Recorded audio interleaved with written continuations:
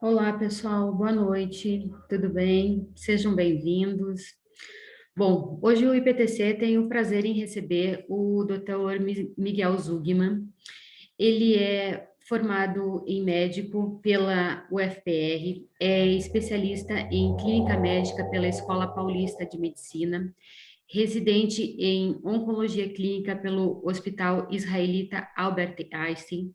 E hoje ele vai falar um pouquinho para a gente sobre a relação entre a depressão e o câncer.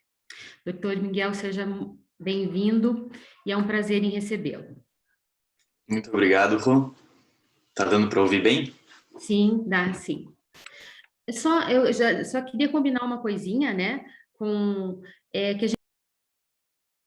que a gente vai abrir o microfone de todos os participantes no final da palestra, para caso alguém tenha alguma pergunta, né?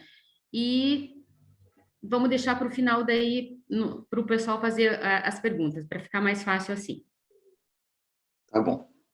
Então, como a Rô já me apresentou, meu nome é Miguel e hoje eu vou falar sobre a relação entre depressão e câncer. Então, a minha formação já foi apresentada, eu sou médico pela Universidade Federal do Paraná, especialista em clínica médica e atualmente sou residente em oncologia clínica no Hospital Israelita Albert Einstein aqui em São Paulo. Então, eu não sou oncologista formado, mas tenho tido uma experiência agora intensa na residência com pacientes oncológicos e espero poder também passar um pouquinho dessa experiência hoje à noite para vocês. E como conflito de interesse, eu também sou filho do diretor clínico do IPTC. Então, antes da gente entrar propriamente no assunto, eu acho que é de bom proveito a gente tentar falar um pouquinho sobre o panorama do câncer nos dias de hoje, em 2021.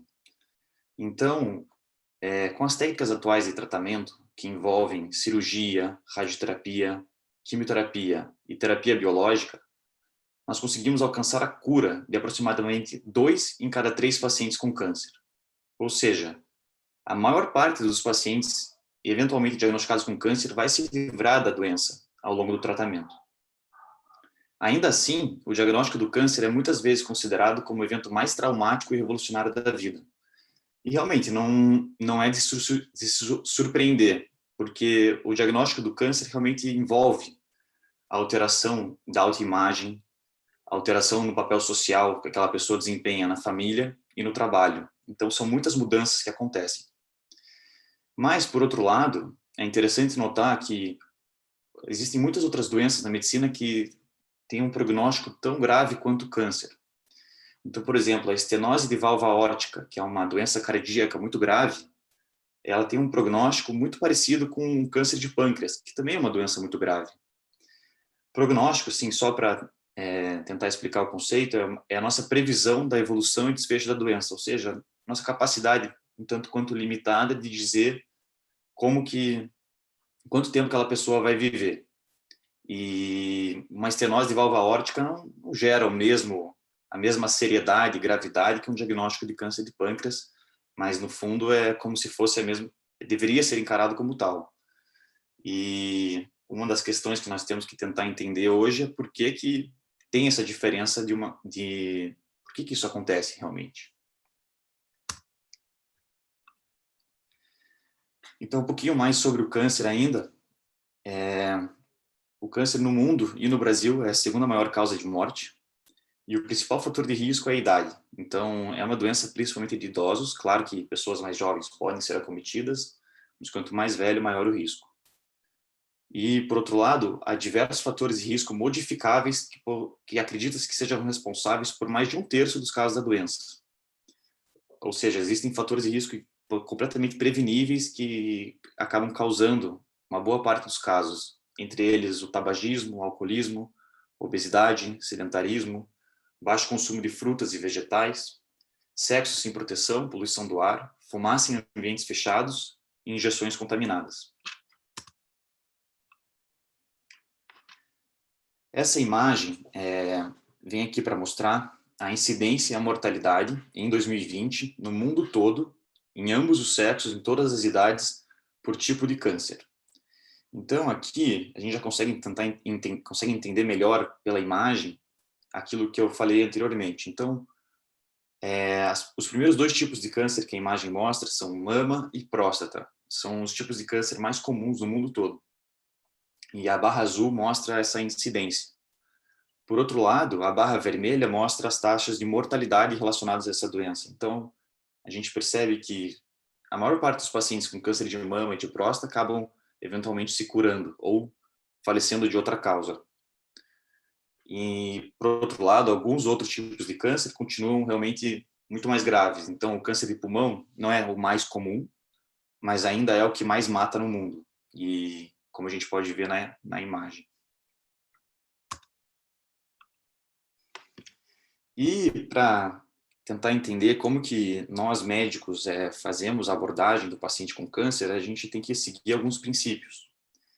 E um dos primeiros passos para a gente definir como que vai ser a nossa abordagem do paciente é definir a extensão da doença. Isso é um processo que nós chamamos de estadiamento, que envolve exames de imagem ou exame clínico, e alguns outros processos. E assim a gente consegue definir, basicamente, em geral, três tipos de forma de apresentação da doença, que pode ser localizada, localmente avançada, ou avançada, também chamada de metastática.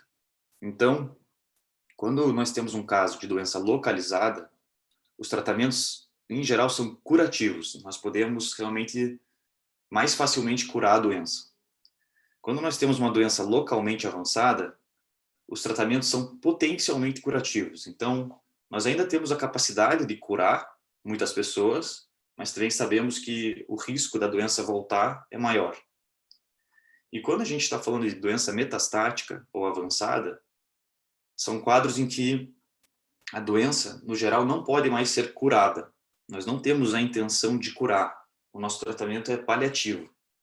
Claro que há muitas exceções, nada assim é preto no branco, mas no geral o princípio a ser seguido é esse. E o que significa isso? Significa que a meta do tratamento realmente muda. Não é mais a cura da doença, e sim aumentar o tempo de sobrevida, mas também, com muita importância, é trazer qualidade de vida àquela pessoa. Não basta só aumentar o tempo sem qualidade. Outro passo fundamental na abordagem do paciente com câncer é definir a reserva fisiológica desse paciente. Então, se ele tem capacidade de enfrentar o tratamento, por exemplo, ou qual que é o grau de acometimento que ele está sofrendo pela doença. E há diversas escalas que podem nos ajudar, que definem o que nós chamamos então de status funcional ou status performance. A escala mais utilizada é essa escala da esquerda, a escala de ECOG, muito famosa, em que vai de 0 a 4, em que 0 o paciente exerce atividade normal, ele não tem nenhuma limitação, enquanto que 1 ele tem sintomas da doença, mas consegue levar uma vida praticamente normal, ele não tem nenhuma alteração nas suas atividades diárias. Então, por exemplo, um paciente tem que ser uma pontuação ECOG 0 ou 1 para poder fazer parte de qualquer estudo clínico em oncologia. Nenhuma nova droga testada em pacientes com um ECOG diferente disso. Então, se nós formos ver o paciente ECOG 2, em que ele passa a maior parte do tempo do dia fora do leito, mas ele já tem uma limitação maior da doença. Então, esses pacientes, no geral, eles são mais vulneráveis, tanto a consequências da doença, como também do tratamento. E, no geral, eles não fazem parte dos estudos clínicos.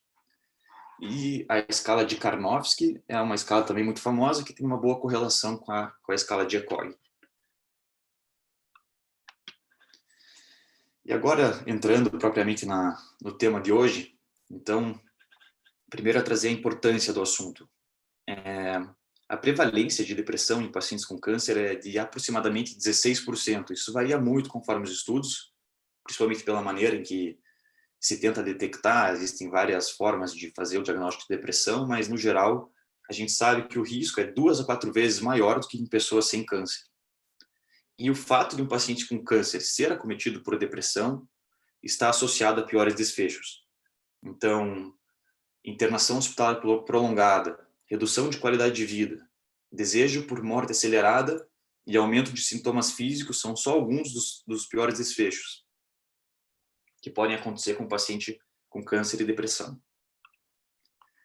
Outras consequências dessa situação são a menor aderência ao tratamento. Então, o paciente com depressão, ele falta consultas, ele não comparece na quimioterapia e assim por diante. E isso tudo, em conjunto, pode levar a uma maior mortalidade geral e uma maior mortalidade de câncer específica, ou seja, o paciente vive menos.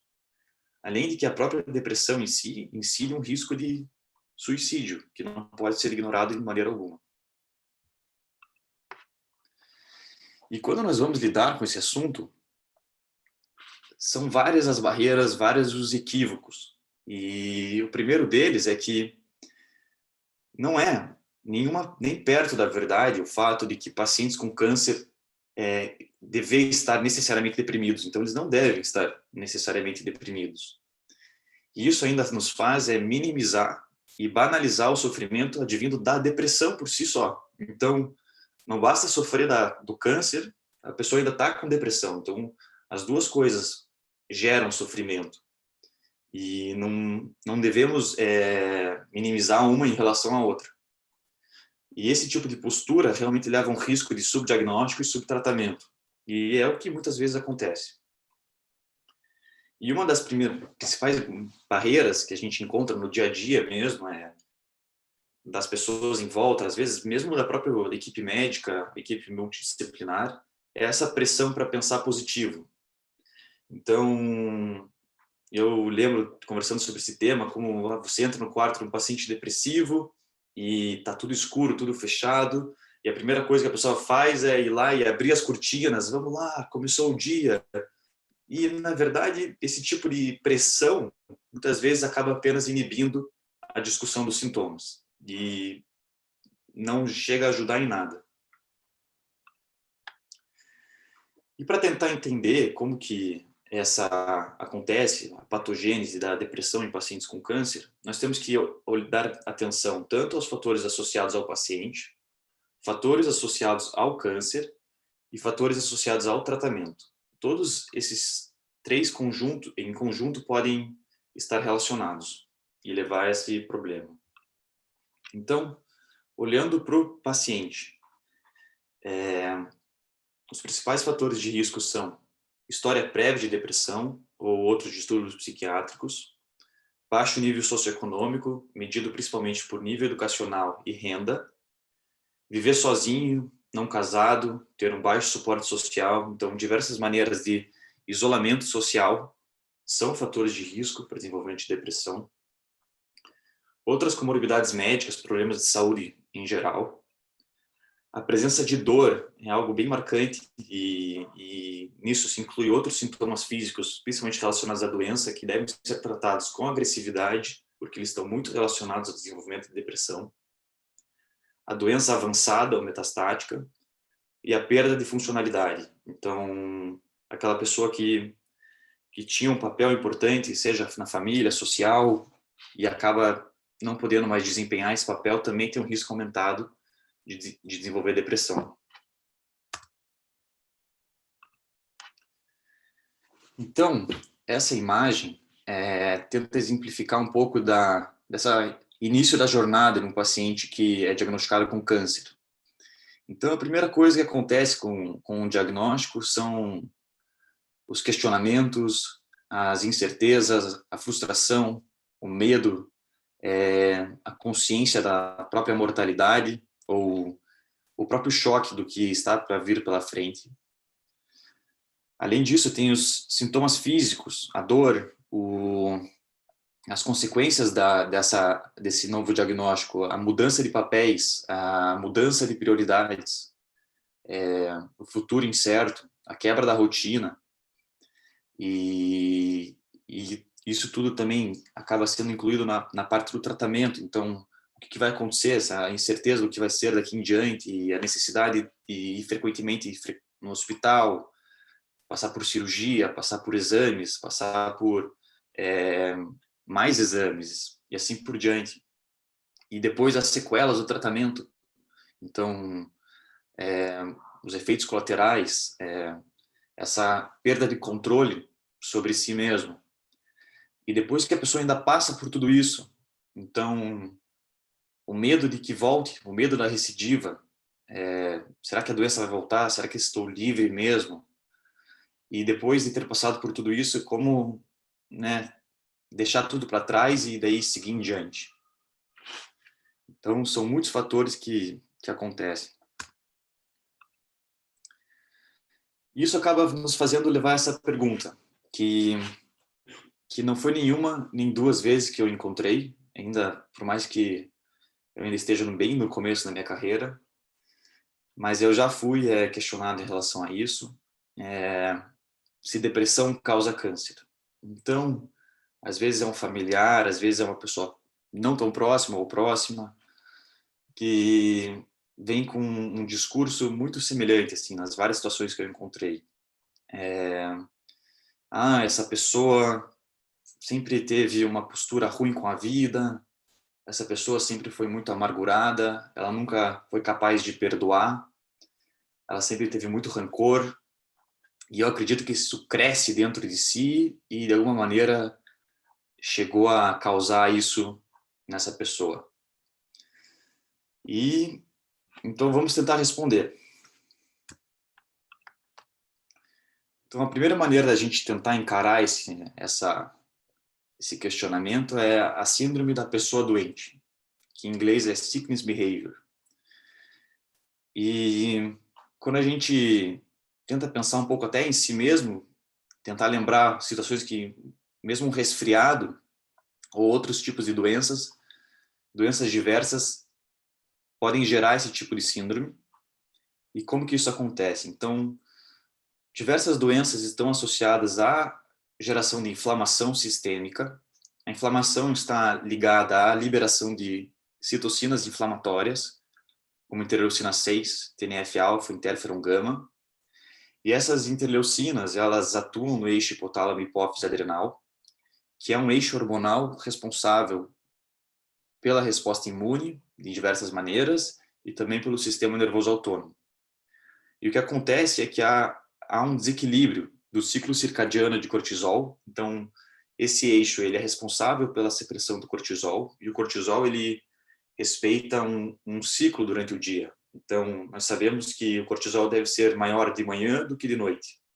E acaba que, com todo esse desbalanço, há um aumento do cortisol noturno. E esse aumento do cortisol noturno, as interleucinas, que também têm atuação própria, ocorre realmente uma manifestação de sintomas que são sobrepostos com a síndrome depressiva.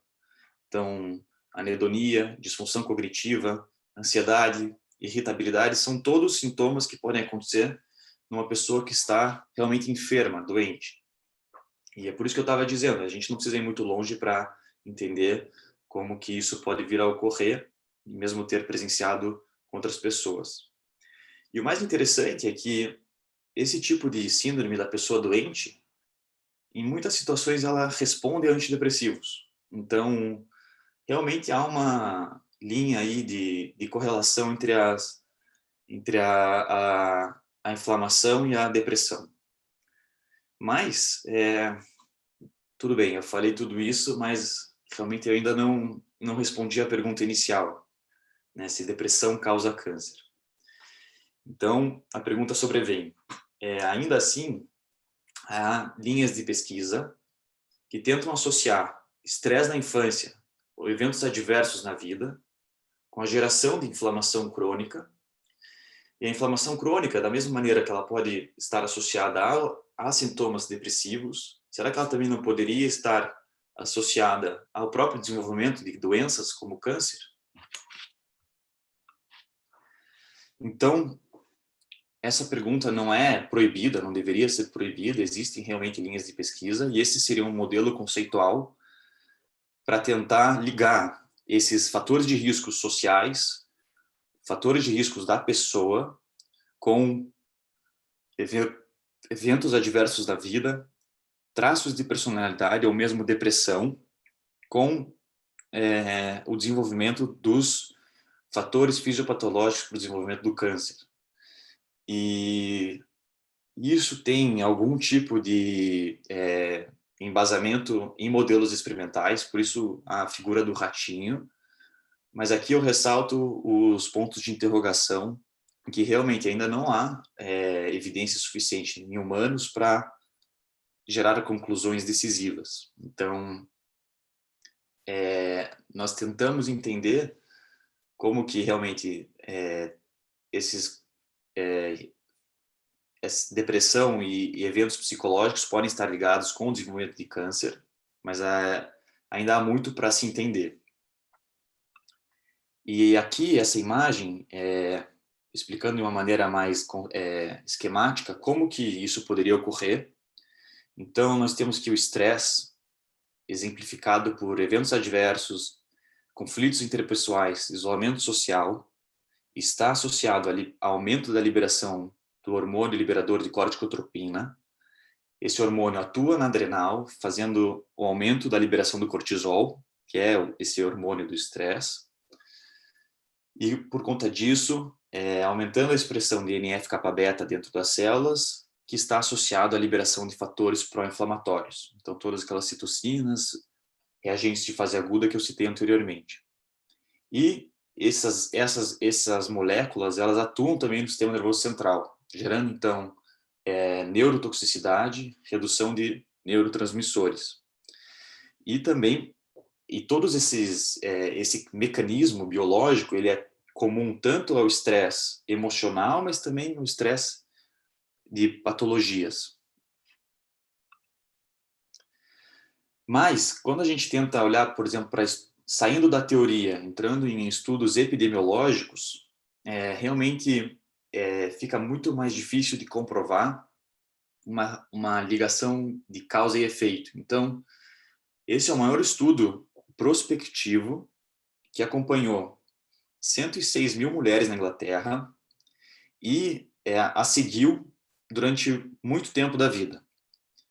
E eles compararam as mulheres que eventualmente desenvolvem câncer de mama com as mulheres que nunca desenvolveram a doença e compararam se no grupo que desenvolve câncer de mama há um aumento ou uma proporção maior de pessoas que passaram por estresse psicológico e eventos adversos no início da vida.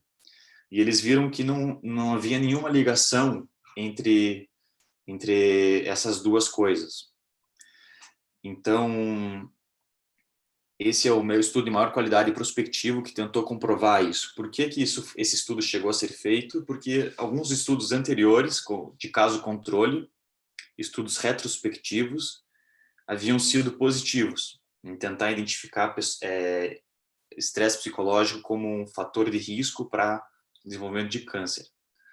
Mas o que acontece é que esse tipo de estudo retrospectivo acaba sendo fácil de explicar pelo viés de memória. Então, as pessoas acometidas pela doença têm uma propensão muito maior de se lembrar de eventos na vida que possam explicar, na visão delas, por que elas estão naquele momento doentes. Então, realmente fica muito mais difícil a gente tirar qualquer conclusão e relação de causa e efeito. Então, até onde nós sabemos, depressão não causa câncer. O que nós sabemos é que há uma conexão de mecanismos e vias biológicas de inter-relação entre inflamação, câncer e depressão em modelos experimentais, que realmente tanto o câncer quanto a depressão podem estar associados a essas vias biológicas, elas convergem, elas se conversam por esses mecanismos, mas tudo que nós temos é realmente muito insuficiente para apoiar o estigma da personalidade do câncer. Então, aquilo que eu comecei falando, né, a pessoa amargurada, a pessoa que fez por merecer estar doente, realmente é uma coisa triste de ouvir, porque realmente não tem nenhum fundamento e não ajuda em nada, e não é tão infrequente a gente passar por isso no dia a dia. E se nós pudéssemos tentar tirar uma conclusão dessa situação, é que, na verdade, que câncer causa depressão. Eu não posso dizer isso assim categoricamente, mas é o que é mais provável. E exatamente pelas mesmas vias biológicas. Então, esse desbalanço do eixo hipotálamo, hipófise adrenal e da secreção de cortisol, ela pode ser desencadeada pela própria doença, porque também o câncer ocorre a liberação de citocinas inflamatórias. Então, nós temos evidência de que interferon gama ultrapassa a barreira hematoencefálica e provoca neurotoxicidade. Inclusive, alguns tipos de câncer que numa outra era, na verdade, já realmente mudou a terapia. Então, antigamente, pacientes com melanoma eram tratados com interferon, e hoje em dia eles são tratados com imunoterapia. E naquela época, quando se utilizava interferon para tratar melanoma, muitos pacientes desenvolviam depressão. Então, realmente havia uma evidência experimental de como essas citocinas inflamatórias podem causar sintomas depressivos. E outros processos inflamatórios presentes na doença levam à redução da produção de triptofano. O triptofano é um aminoácido precursor da serotonina, que é o principal neurotransmissor envolvido na hipótese das monoaminas para desenvolvimento de depressão. Então, realmente é mais provável que a via seja na contramão. Outras evidências de que câncer pode causar depressão é que a depressão varia por tipo de câncer. Então, o câncer mais associado com depressão é o câncer de pâncreas. Até 70% dos pacientes podem acabar desenvolvendo depressão no curso da doença. E o engraçado é que a depressão, inclusive, surge normalmente meses antes do diagnóstico ser confirmado. Então, pode ser, inclusive, um sinal para se suspeitar de algo que esteja acontecendo, que não, assim que a pessoa ficou depressiva, nós devemos sempre lembrar de fazer um diagnóstico diferencial para causas orgânicas. É claro que não seria das causas mais comuns, mas mesmo o câncer pode ser uma dessas causas. E no caso do câncer de pâncreas especificamente, nós sabemos que esse tumor ele libera interleucina 6 e que esses níveis de interleucina 6 são diretamente proporcionais à gravidade da depressão no paciente. E até mesmo quando o paciente passa por uma cirurgia curativa, os níveis de interleucina 6 caem e a pessoa também melhora dos sintomas depressivos. Então, é realmente muito interessante. E, então, nesse contexto, a depressão em pacientes com câncer pode, na verdade, ser um marcador para suspeitar de progressão da doença. O que isso significa? Significa que em pacientes que, por exemplo, que vinham se tratando, que vinham bem até o momento, sem nenhum problema relacionado ao câncer, de repente surgem com sintomas depressivos, pode ser um alerta para que a gente suspeite de uma recorrência da doença. Outras formas em que o câncer pode causar depressão são as consequências clínicas ou síndromes paraneoplásicas. Então, por exemplo, pacientes que são submetidos à radioterapia pélvica ou óssea, esse tipo de tratamento pode levar à depressão da medula óssea, ou pacientes que passaram por gastrectomia, e isso pode levar à deficiência de vitamina B12, que pode se apresentar com sintomas depressivos. A hipercalcemia, que pode ser causada por metástases ósseas, também pode se apresentar dessa forma. O hipotireoidismo, que pode ser consequência de radioterapia do pescoço ou de tratamentos mais novos, como a imunoterapia, também pode se apresentar com sintomas depressivos. A hiponatremia, que é uma síndrome paraneoplásica, geralmente se apresenta mais com confusão mental, mas também pode se caracterizar por sintomas depressivos. E o uso de glicocorticoides em doses contínuas também está associado a desenvolvimento de depressão. Então, resumidamente, essa fisiopatologia, nós temos os efeitos diretos da doença, então essa liberação de interleucinas, a inflamação crônica, a diminuição de serotonina, as causas clínicas, as síndromes paraneoplásicas, eu não vou me aprofundar muito, mas seriam síndromes causadas pelo tumor à distância, por moléculas liberadas na circulação. Então, isso seria uma definição simples de síndrome paraneoplásica, e algumas dessas síndromes podem causar sintomas depressivos. E as consequências do tratamento, então radioterapia, quimioterapia, corticoides, tudo isso, de alguma maneira, pode acabar gerando de várias formas sintomas depressivos, até mesmo cirurgia, que leva cirurgias mutilantes muitas vezes, então também podem estar associadas ao desenvolvimento de depressão. Então todo esse estresse relacionado a tudo que envolve a doença acaba sendo ligado a essa causa e consequência. Então, mais uma vez, repetindo, essa inter-relação de mecanismos e vias biológicas existe entre as duas doenças. Várias linhas de pesquisa tentam entender as consequências de longo prazo do estresse emocional no desenvolvimento futuro de doenças. Então, jamais a gente deve, na ciência, proibir de se fazer perguntas, mas o que nós não podemos é tirar conclusões precipitadas. Então, no caso do câncer, essas vias compartilhadas não significam causa e efeito. E culpabilizar e estigmatizar pacientes depressivos por estarem com câncer é completamente contraproducente e cientificamente infundado. Então, realmente não deve ser assim encarado a situação. Então, entrando agora um pouquinho mais na parte prática, a gente se pergunta, então, como fazer o diagnóstico, né? Então, já aí é um grande desafio.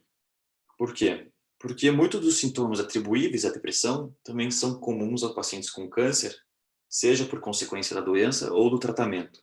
Então, distúrbio do sono, alteração do apetite, fadiga, falta de energia, dificuldade de concentração, que são sintomas classicamente atribuíveis à depressão, são também sintomas típicos de um paciente passando por quimioterapia. Então, como diferenciar uma coisa da outra? E o que acontece é que o médico, no dia a dia, ele, de certa maneira, está sobrecarregado. Existe tanto uma carga de demanda do dia a dia, principalmente no sistema público, então são muitos pacientes no dia a dia. E existe também uma barreira técnica, que nem todo médico na linha de frente está treinado para isso. E o que faz realmente pode ajudar nessa situação são ferramentas de rastreamento. Então, o rastreamento facilita a identificação de pacientes em maior risco. Outra coisa que realmente é muito bom é quando nós temos uma equipe multidisciplinar presente no ambulatório, que ajuda muito, porque realmente o médico sozinho não dá conta. E o que acontece é que essas ferramentas de rastreio, elas são muito práticas, mas elas têm uma tendência de sobrediagnosticar. Então, o diagnóstico formal de depressão deve ser realizado em uma consulta clínica por um profissional treinado. E algumas dessas ferramentas são baseadas em questionários de autorrelato. Então, há várias descritas, por exemplo, ferramentas bem simples de entrevistas com somente 2 itens. Basicamente, se pergunta para o paciente se ele se sente deprimido, se ele tem perda de interesse nas atividades.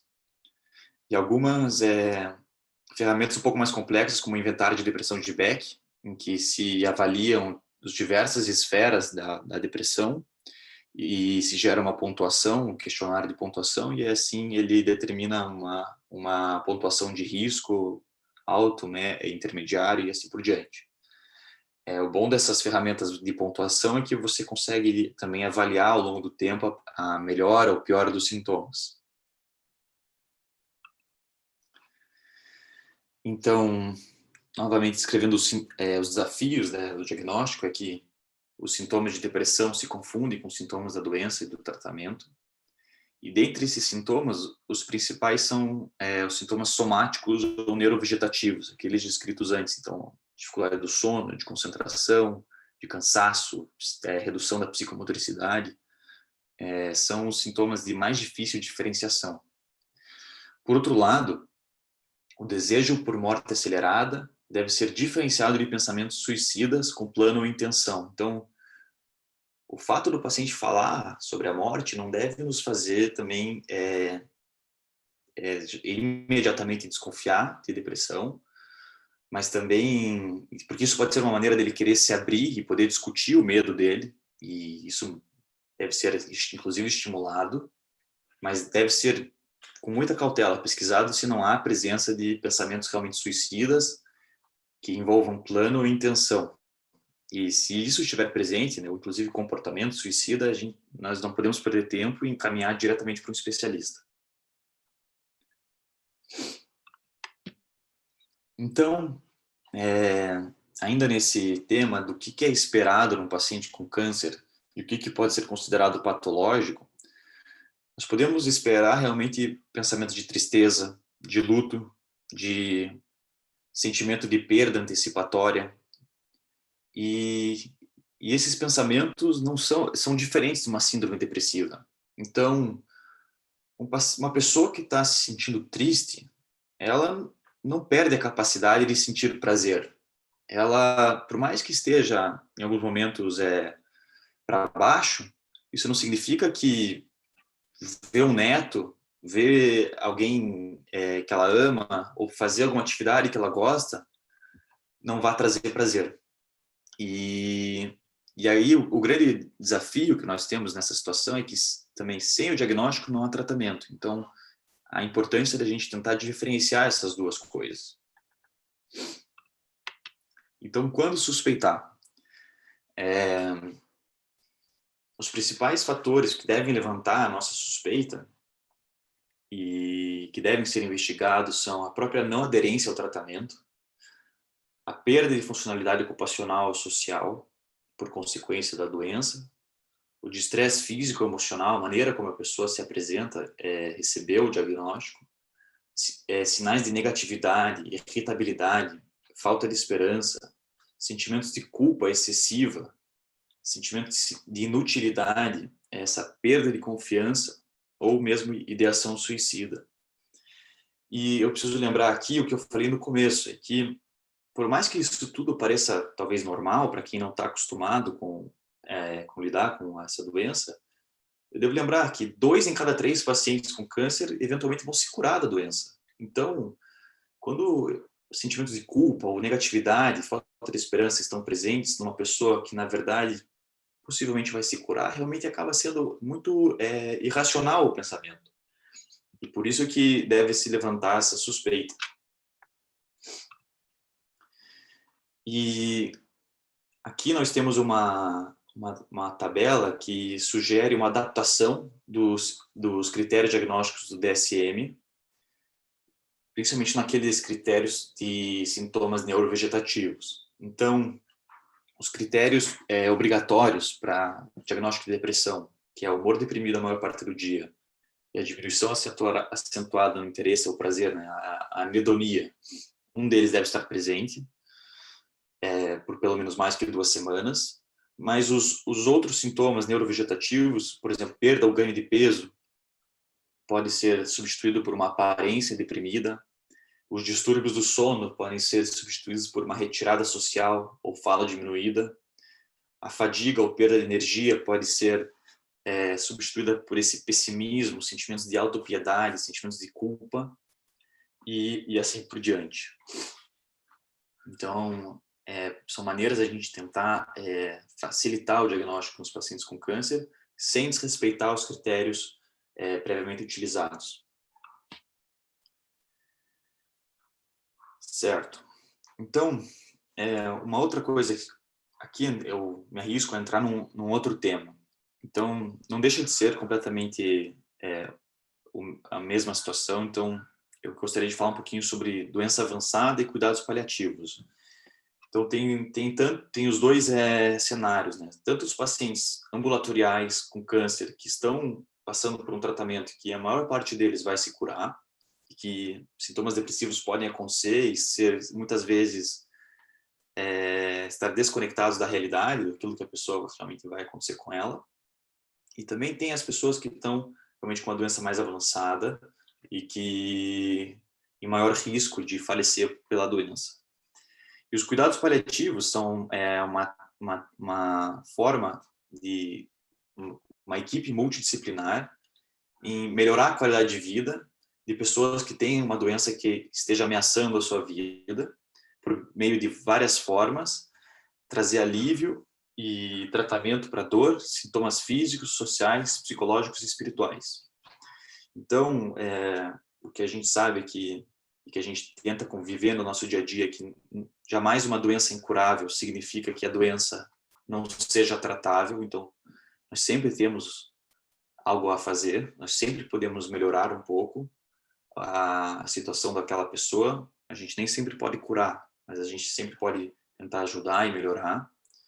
Isso significa que os cuidados paliativos têm esse foco em cuidar da pessoa em todas as esferas. E, por outro lado, nem todo paciente em cuidados paliativos está em fim de vida, mas realmente aqueles que estão com uma doença ameaçadora e doença avançada são também pacientes em maior risco para desenvolver depressão. E, por outro lado, existe essa crença errônea de que pacientes em fim de vida são depressivos. De que como que a pessoa não vai estar depressiva.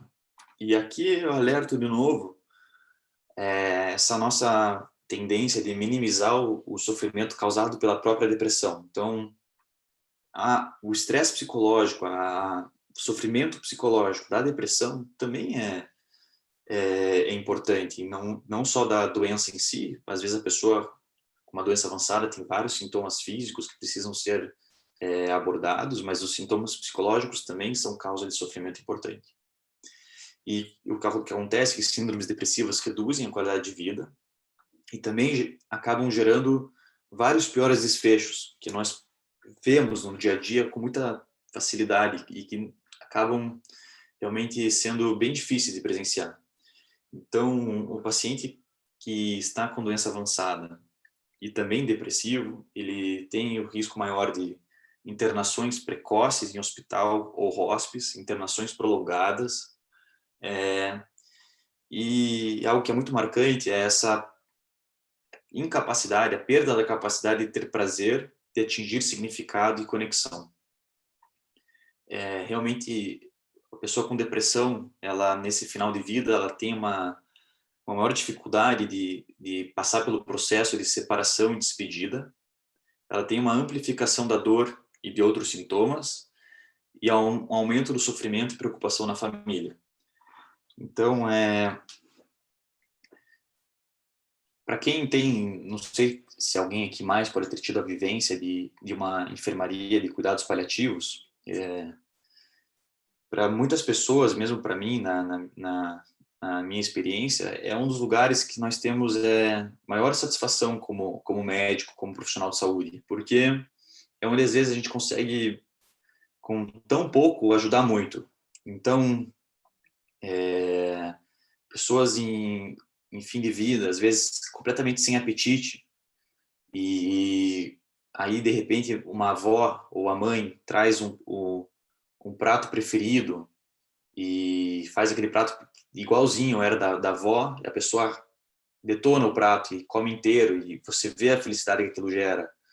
Ou você levar um paciente acamado, passear no pátio, no sol, a alegria que isso traz. Ou mesmo quando a gente faz visita de animal de estimação, de cachorro, quando a gente traz cachorro para o hospital, vira uma festa. Então, só as enfermaria de cuidados paliativos proporcionam isso. E mesmo o paciente em fim de vida, ele consegue ter o prazer dessas situações. Então, não deve ser esperado e necessário que ele esteja depressivo somente por estar realmente, muitas vezes, morrendo. E existem vários motivos para que não se dê atenção suficiente para esse tema. Então, o primeiro deles é realmente uma falta de conhecimento ou habilidade para reconhecer e tratar a depressão. Há também o medo de abordar a pessoa Então, muitas vezes é o medo de chatear ou se intrometer em questões emocionais no momento em que ela esteja vulnerável. Então, se ela está depressiva, ainda além de em fim de vida, ela realmente pode ser muito difícil de lidar. E também temos os estigmas associados aos diagnósticos psiquiátricos. Do ponto de vista médico, há uma apreensão de possíveis interações medicamentosas em caso de ser indicado o tratamento. E o que acaba sendo triste de dizer também é essa senso de falta de esperança, um niilismo terapêutico. Então, realmente, qual um pensamento que acaba vindo, que é qual que é o sentido de eu dar atenção a isso se a pessoa com doença avançada muitas vezes está próxima de morrer. E é muito triste que isso aconteça dessa maneira, mas realmente nós devemos fazer de tudo para evitar. Então, como abordar? Né? Então, passando agora para o tratamento. Então, essa abordagem, chamada abordagem em degraus, é a abordagem sugerida pela Sociedade Americana de Oncologia Clínica. E essa aqui está mais relacionada não aos pacientes em cuidados paliativos, mas sim aos pacientes com câncer em geral. Então, eles orientam que todo paciente com câncer seja rastreado para depressão, receba suporte, psicoeducação e monitorização contínua. Pacientes com graus de depressão subclínica ou depressão clinicamente detectável devem receber intervenções psicológicas de baixa intensidade e medicação, se necessário. Pacientes com sintomas depressivos persistentes ou sintomas depressivos que não respondem às intervenções iniciais devem realmente receber medicação e intervenções psicossociais mais intensas. E os casos mais complexos, que envolvem risco de suicídio, devem ser considerados, inclusive, para admissão psiquiátrica em hospital psiquiátrico. Dentre as abordagens psicoterapêuticas, quando a gente vai pesquisar sobre o assunto, e eu não sou psicoterapeuta, não exerço nenhuma psicoterapia específica, mas realmente os estudos eles são frequentes em mencionar a terapia cognitivo-comportamental.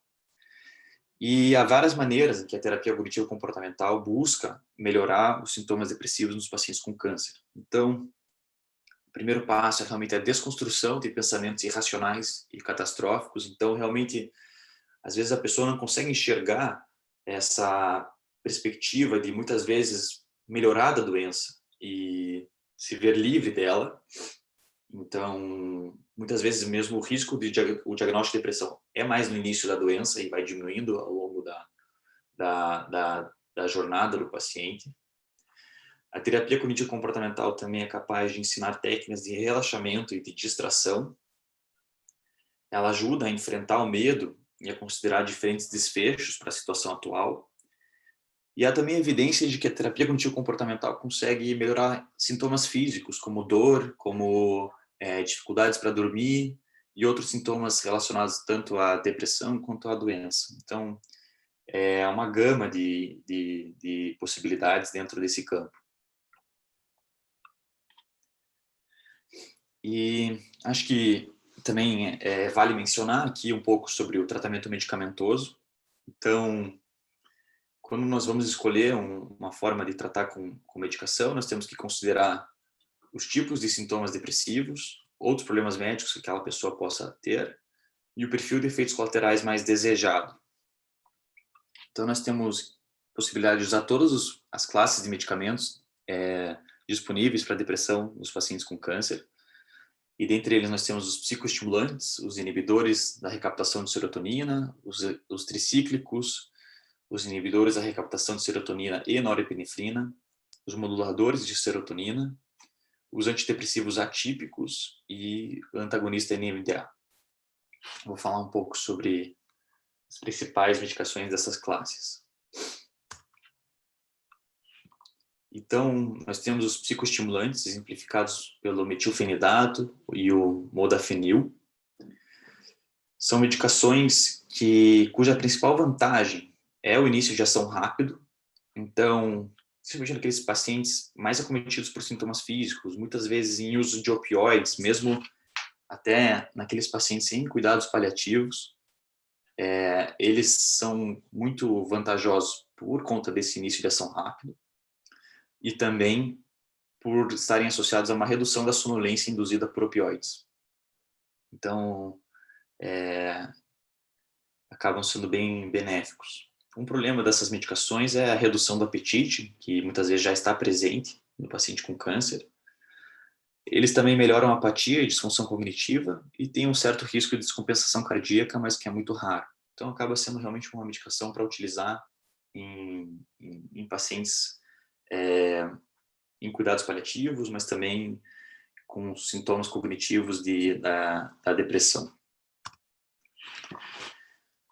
A primeira linha são os inibidores seletivos da recaptação de serotonina. Então, escitalopram e citalopram, inclusive, são citados na maior parte dos guidelines como a primeira linha, como a primeira medicação de escolha, principalmente porque eles também estão dentro dessa classe, as medicações que têm menor interação medicamentosa. Então, a paroxetina e a fluoxetina, que também são inibidores seletivos da recaptação de serotonina, são fortes inibidores do citocromo P450. E o citocromo P450 é uma enzima importante do metabolismo hepático de drogas e pode estar envolvido na interação medicamentosa de várias classes de medicamentos. Então, uma interação muito comum e exemplificada é o tamoxifeno, que é uma droga utilizada no tratamento adjuvante do câncer de mama, é um tratamento hormonal que pode durar, em geral, 10 anos de uso, e acaba que, se nós utilizarmos em conjunto, a fluoxetina pode reduzir o efeito do tamoxifeno e isso deve ser levado em consideração e muitas vezes até evitado. Então, tem outras drogas que podem ter esse tipo de interação e é um cuidado a se levar. E dentro dessa classe, todos têm uma boa tolerância e benefício comprovado. Então, acaba por isso sendo a primeira linha. Nós temos também os tricíclicos, são medicações clássicas, muito efetivas, mas com muitos efeitos colaterais. Então, dentre eles, nós temos os efeitos sedativos, que às vezes são até utilizados para esse fim, né, o efeito sedativo. Mas também há vários outros efeitos anticolinérgicos, né, relacionados ao sistema nervoso autônomo parasimpático, dentre eles que leva a boca seca, retenção urinária, constipação, visão borrada, hipotensão postural, taquicardia, confusão, delírio, são vários realmente. E por conta disso são medicações em geral relegadas à segunda opção, ou até a terceira, na verdade muito pouco usados hoje em dia em pacientes com câncer, que são pacientes que realmente têm um risco aumentado de desenvolver todos esses sintomas colaterais. Se nós fôssemos escolher os que têm menos efeitos anticolinérgicos, são a nortriptilina e a desipramina. E como eu falei, são realmente muito pouco tolerados, principalmente em idosos e pacientes com câncer em geral. Outros antidepressivos que estão cada vez com seu uso aumentado são, por exemplo, a venlafaxina. A venlafaxina é um inibidor seletivo da recaptação de serotonina e norepinefrina. E ela é muito efetiva também em tratar dor neuropática. Então, acaba sendo uma medicação de escolha em que isso acontece. A duloxetina, que faz parte da mesma classe, também tem esse benefício. E o que é importante dessas medicações é tomar muito cuidado com o efeito de retirada. Então, pode desenvolver uma recaída importante se o paciente parar de tomar. E o que acaba sendo muitas vezes ocorre por conta de pressão financeira, que são medicações, no geral, mais caras. A mirtazapina está se tornando também uma das medicações de escolha para os pacientes com câncer, porque o seu perfil de efeito colateral acaba sendo muito desejado. Então, é uma droga que pode ser usada uma vez ao dia, durante a noite, acaba induzindo um efeito sedativo, então ajuda o paciente a dormir. Ela também leva a um aumento do apetite, então o paciente com câncer que muitas vezes tem um apetite diminuído, ele acaba voltando a comer, isso alegra todo mundo. E, além disso, também tem um efeito analgésico e antiemético, então combate inclusive a náusea. A trazodona é muito semelhante à mirtazapina, também tem um efeito sedativo. E a ketamina é uma droga interessante, ela tem sido cada vez mais investigada no contexto de depressão pelo seu efeito imediato. Então, ela tem uma atuação, um efeito de ação imediato.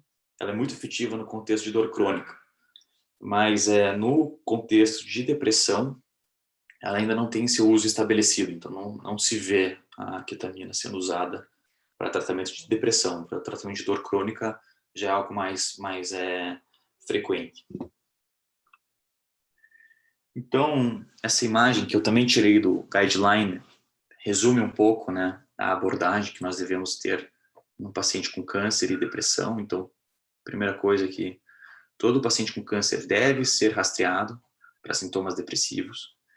Caso o screening, o rastreio, seja positivo, o diagnóstico deve ser confirmado por uma consulta clínica que cumpra os critérios diagnósticos de DSM, por exemplo. Devem ser excluídas outras causas médicas, então sempre importante investigar causas orgânicas, como aquelas citadas anteriormente, hipotireoidismo, vitamina B12, anemia. Assim que, então, confirmado o diagnóstico, excluídas as causas orgânicas, deve ser pesquisado o risco de suicídio, de ideação, plano, intenção. Se presente, encaminhar para um serviço especializado, com intervenções de acordo com a gravidade do caso. Caso não presente, deve-se sempre otimizar o tratamento dos sintomas físicos relacionados ao câncer, porque eles estão muito associados ao desenvolvimento de depressão. Usar escalas para avaliar a severidade, a gravidade e a resposta ao tratamento. E esse tratamento deve envolver psicoeducação, desestigmação, comunicação empática e muitas vezes medicações e psicoterapias mais complexas, e sempre fazer um circuito de reavaliação e necessidade de encaminhamento se necessário. Então, em conclusão, trazendo aqui um pouco do como eu enxergo a minha carreira daqui para frente, como eu procuro atuar no futuro, é que um axioma da oncologia é curar às vezes, prolongar a vida com frequência e confortar sempre. E a depressão é um problema sério que causa sofrimento e piora da qualidade de vida, que então deve ser reconhecido, abordado sem preconceitos e tratado por uma equipe multidisciplinar. E aqui, por fim, eu trago essa imagem, aqui também retirada de um artigo, de que a psico-oncologia é um campo não tão novo, já tem algum tempo, existe até uma Sociedade Brasileira de Psico-Oncologia, e ela não se restringe somente ao tratamento de depressão, há muitos outros campos que fazem parte do estudo da psico-oncologia, e é realmente uma área assim, de muito interesse, que eu vejo de crescimento muito exponencial aí nos próximos anos. Espero que o Brasil, que está realmente engatinhando nessa área, possa se desenvolver cada vez mais. E é isso, obrigado por toda a atenção.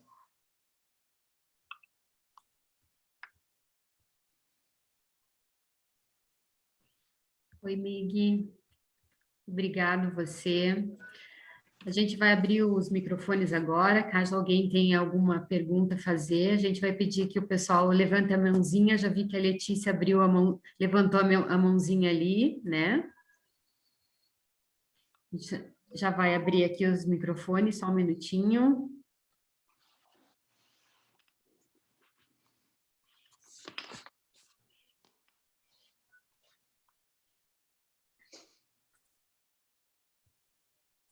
Letícia, você pode abrir seu microfone?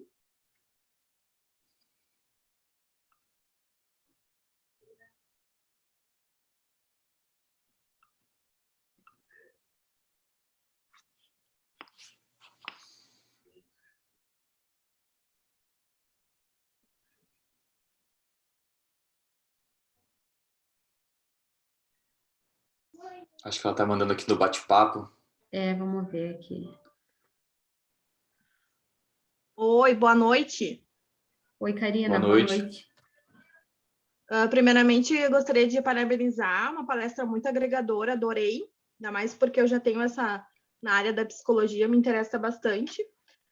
Eu sou estudante de enfermagem e eu gostaria de saber do doutor qual é a dificuldade que ele sente maior no campo entre diferenciar os sintomas da depressão com os sintomas de fato da doença. O que é mais difícil para ele em diagnosticar? Realmente, obrigado pela pergunta. Essa é uma pergunta muito boa. Obrigado, Karina. Esse é realmente um dos maiores desafios, então, desse quadro. E são aqueles sintomas neurovegetativos, então, o cansaço, a fadiga, a perda de vontade, problemas no sono, tudo isso realmente fica muito difícil de diferenciar.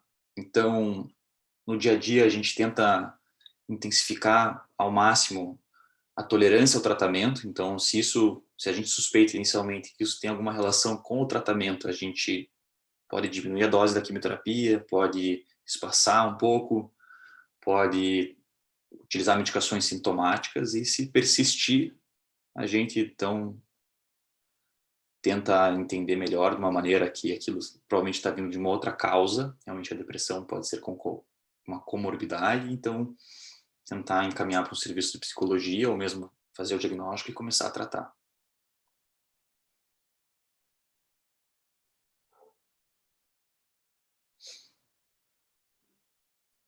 A gente tem a Emily agora. Oi, boa noite.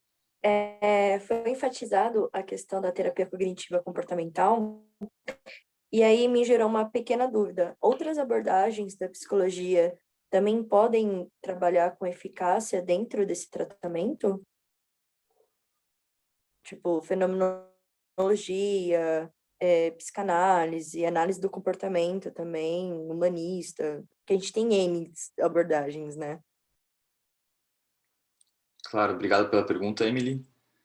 Então, como eu falei durante a palestra, eu mesmo não sou psicoterapeuta, então eu não tenho formação em nenhuma dessas teorias.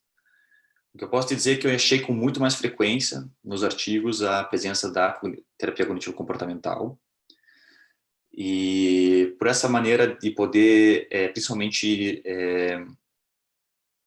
gerar valor, assim, poder acompanhar o tratamento. Existem muitas escalas e maneiras de medir realmente qual que é a eficácia do tratamento, mas não é a única. Realmente eu encontrei outras, algumas que muito interessantes, por exemplo, que eu encontrei como terapias existenciais, então terapia da dignidade ou uma entrevista de vida. E só que elas têm um principal problema, que elas têm uma muito baixa aderência. Então, poucos pacientes realmente chegam ao final da terapia, são muito mais complexas, envolvem entrevistas mais longas e não estão muitas vezes baseadas na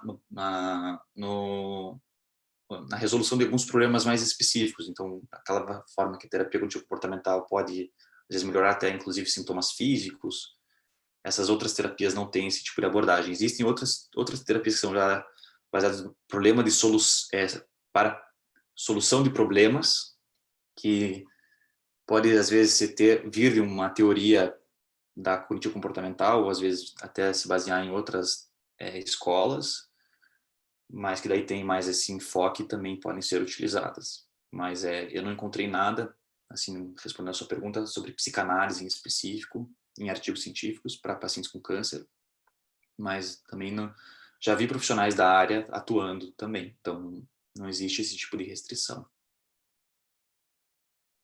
Assim, não, a minha dúvida foi essa, porque eu sou estudante de psicologia, e aí a gente sempre vê que quando se trata de cuidados paliativos, a análise do comportamento e TCC, ela entra com uma certa eficácia dentro da demanda do paciente. E realmente, as existenciais, elas são um pouco mais complicadas de trabalhar dependendo da questão e a demanda que o paciente tem. Muito obrigada. Imagina.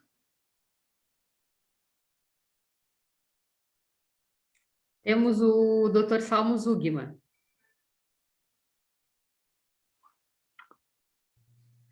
Oi, na verdade sou eu, é a Lília que vai fazer uma pergunta.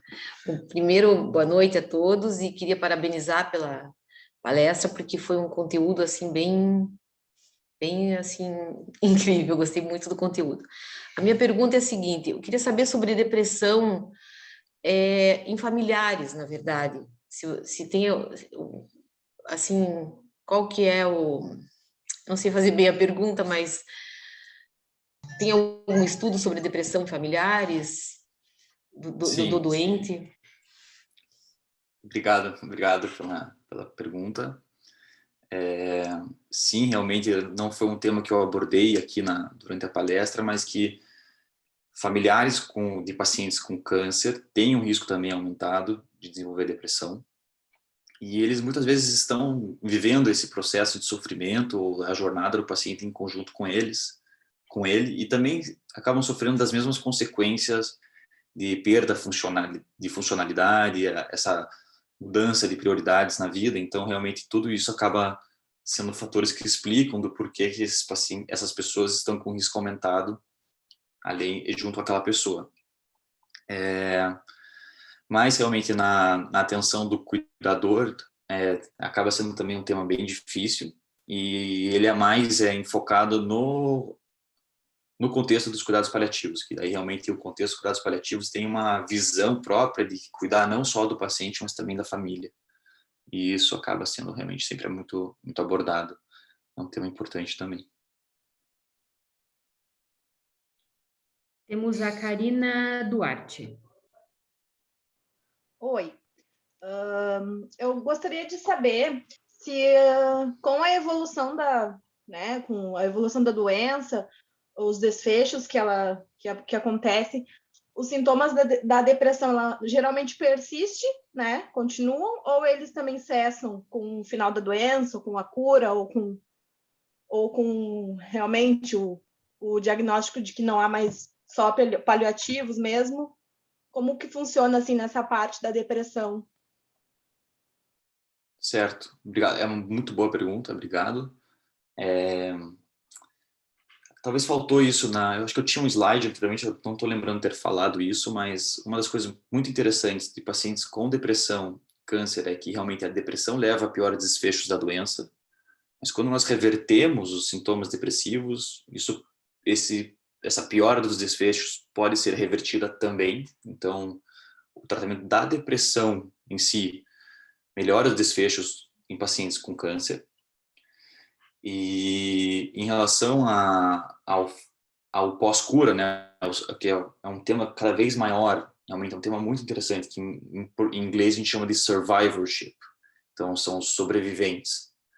Existem hoje em dia cerca de 50 milhões de sobreviventes de câncer nos Estados Unidos, se não mais.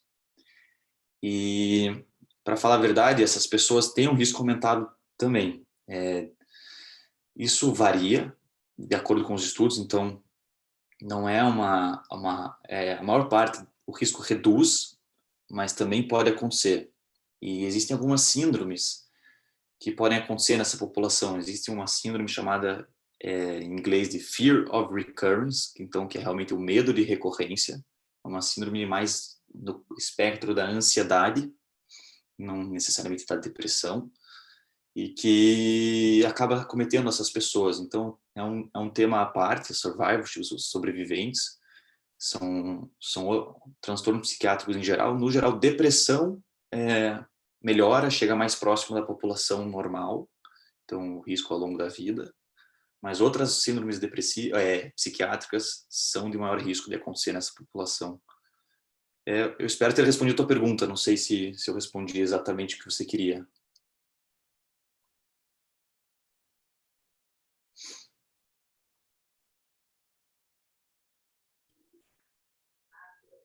Temos o Lincoln. Boa noite, Miguel. Eu queria saber de você se você já leu algum estudo relativo a pessoas assim que eu vi um documentário no Prime, Vida Sem Câncer, não sei se você já assistiu, mas eles falam lá que pessoas que mudaram completamente os hábitos alimentares, sim, tiveram assim mudança bastante acentuada no, na cura do câncer. Não sei se você já presenciou algum estudo, leu sobre estudos aí nessa parte médica. Legal, obrigado pela pergunta, Lincoln. Eu não vi esse documentário que o senhor falou. um tema de muito debate. Então, eu comentei no início que existem muitos fatores de risco modificáveis para o desenvolvimento de câncer, mas o papel deles no tratamento acaba sendo realmente mais marginal. Então, claro que é importante ter uma alimentação saudável, ter um estilo de vida saudável. A gente sabe que exercício físico ajuda as pessoas a passar melhor pelo tratamento, pela quimioterapia, pela cirurgia, ter uma melhor disposição para o tratamento. Mas, no geral, claro que depende muito de cada quadro, mas por si só não pode ser somente mudanças nutricionais que vão curar a doença em si, mas nós podemos evitar muitos casos de câncer mudando hábitos de vida.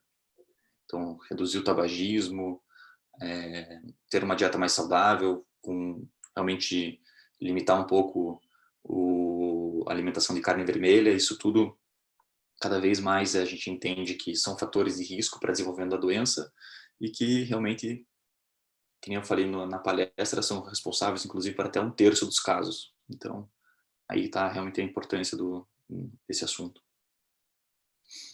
Tá, joia. Obrigado.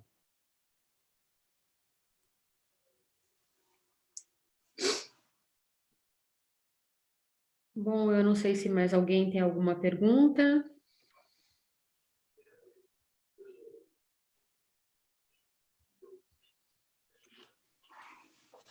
Bom, Miguel, aqui no chat o pessoal está te parabenizando, agradecendo pela palestra, né? E se não tem mais nenhuma pergunta, a gente pode encerrar daí. Certo. Obrigado novamente pelo convite e obrigado a todos pela atenção. Nós que agradecemos, tá? Muito obrigado. E até uma próxima. Boa noite a todos. Boa noite. Obrigada. Tchau, tchau.